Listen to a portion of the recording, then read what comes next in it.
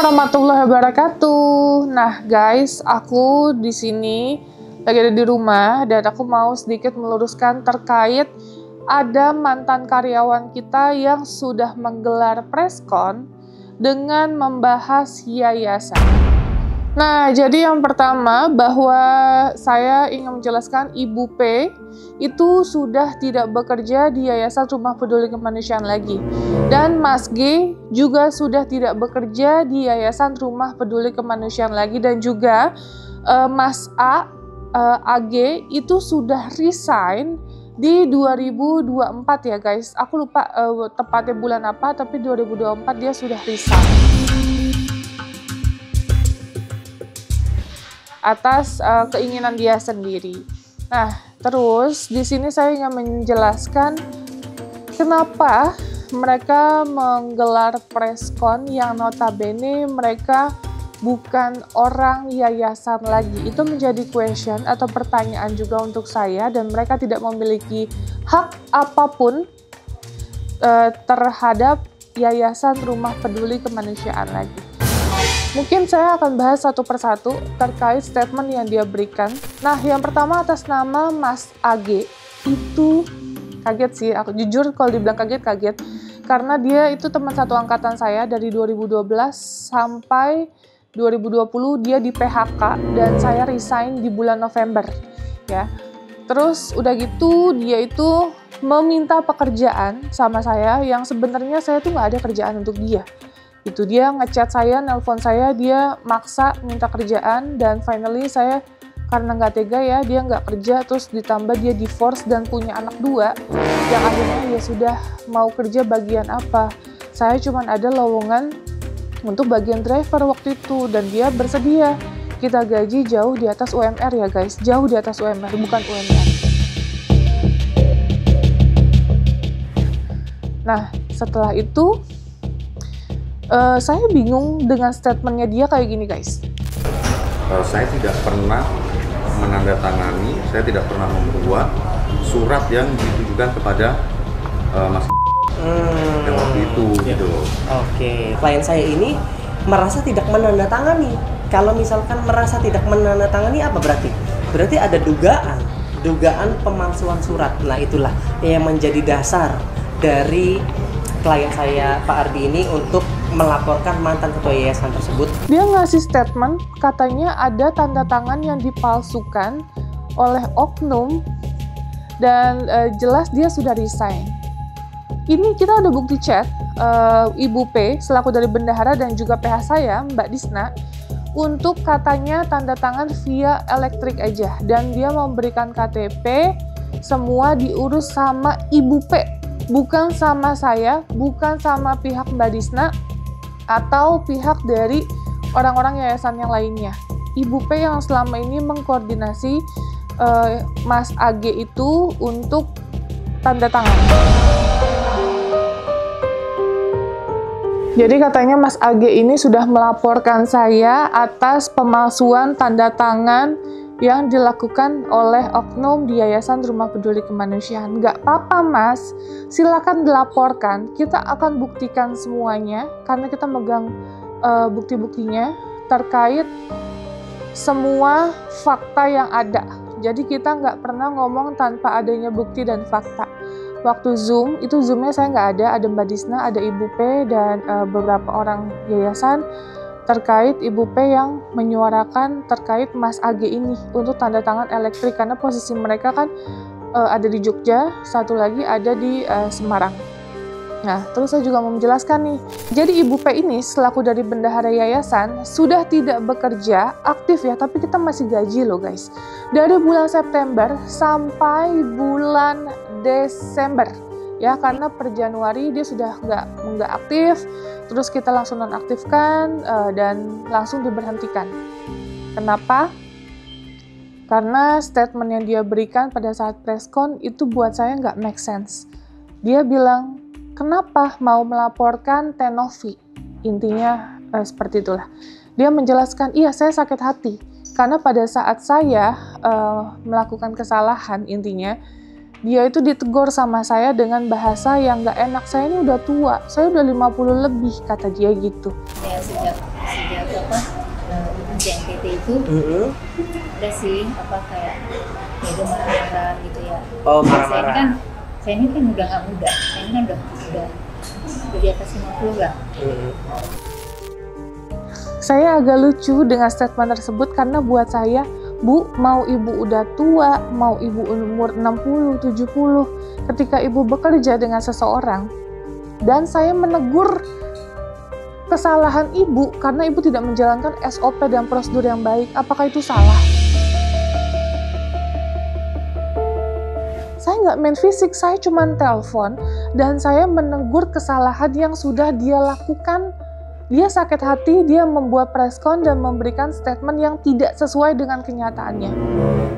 Ibu lupa, dari September sampai Desember, waktu ibu masih bergabung di kita dan ibu posisinya tidak bekerja karena ibu lumpuh.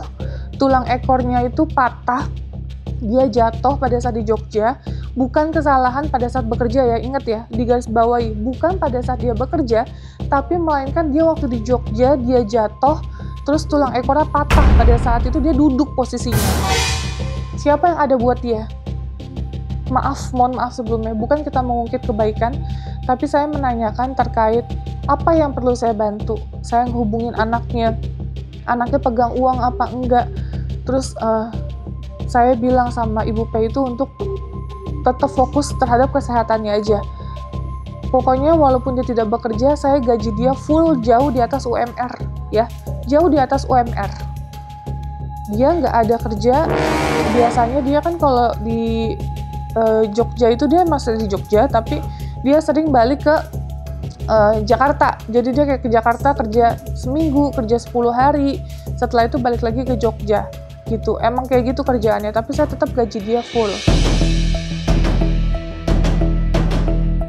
Jadi jujur dengan dia statement kayak gitu, saya sih sempat kaget ya, kok bisa dia melakukan klarifikasi atau memberikan pernyataan yang melupakan apa yang sudah saya lakukan sama dia. Dia single parents, pada saat dia menceritakan sama saya terkait anaknya ini kan masih sekolah, yang masih kecil. Saya waktu itu jujur, kondisi keuangan saya malah lagi jatuh banget. Saya sampai 1 semester nggak bayar kuliah, tapi saya utamakan untuk bayar sekolah anaknya. Ya, ini bukti chatnya guys.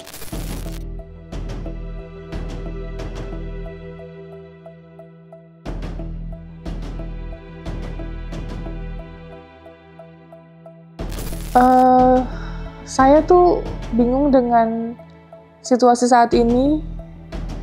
Kenapa bukannya case makin mengecil, tetapi case makin meluas, bahkan orang-orang terdekat saya yang menyerang.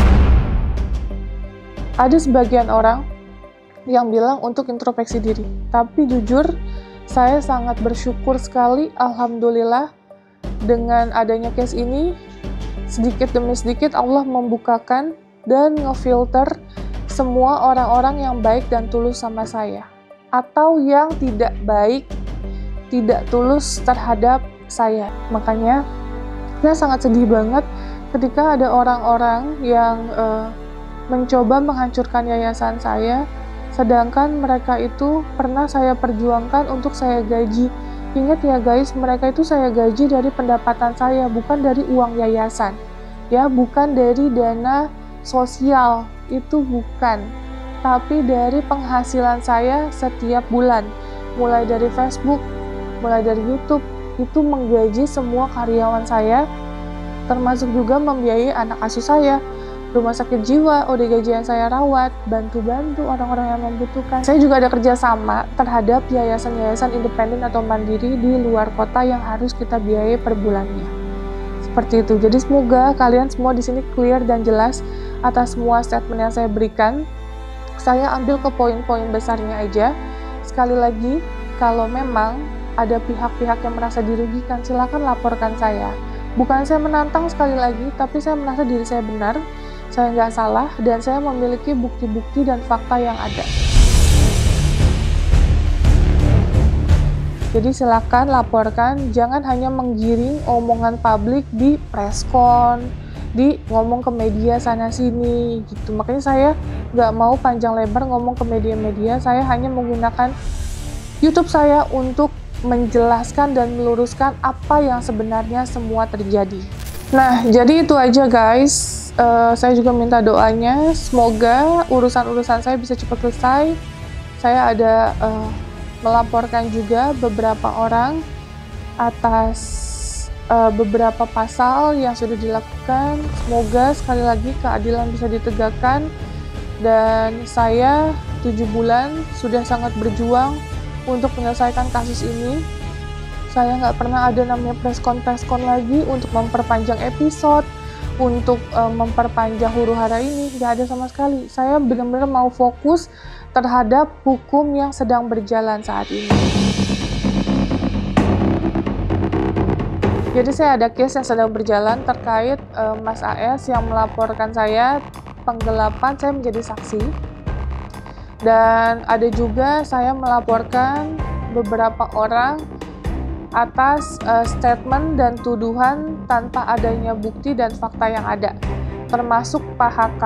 Dan semua proses qadarullah alhamdulillahirrabbilalamin sudah naik lidik guys.